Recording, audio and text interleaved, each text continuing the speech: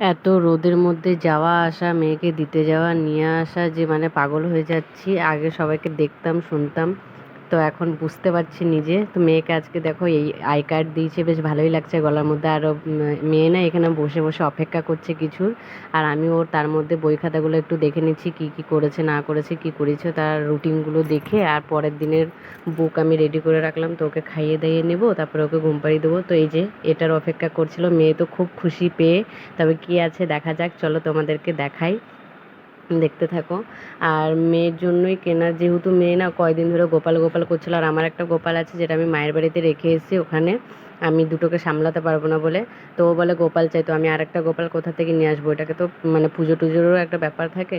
সেই জন্য আমি এই খেলনা পুতুলগুলো নিয়ে এসে দিচ্ছি। আমি বলেছি এটাই তোমার গোপাল, আর এইগুলোর সঙ্গে এই দুটোকেও আমি নিয়ে নিচ্ছি যাতে ওর ভালো লাগে। আর আমার আবার কেকের অর্ডারও আছে, সেই জন্য তোমাদের দাদাভাইকে বলেছিলাম যে কেকের জিনিসগুলো নিয়ে এসে দিচ্ছে, কিছু কিছু জিনিস ছিল না, আনতে হবে। আর ওই যে ও হাতে স্টার পেয়েছে, গলায় আর কার্ডটা বেঁধে চলে এসেছে ওর পাপাকে দেখানোর জন্য।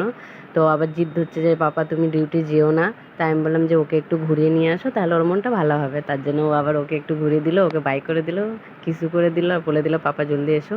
তো এসে নিয়ে এই যে গপুকে একটু খাইয়ে দিল, আবার নিজে ঘুমিয়ে গেছে। তার মধ্যে আমি কেকগুলো কমপ্লিট করে নিয়েছি, একসঙ্গে আমার 4-5টা অর্ডার চলে এসেছে। তো কোনটাকে কখন কি করব বুঝতে পারছি না। আর কেকগুলো কেমন হয়েছে জানি। Tata, bye bye.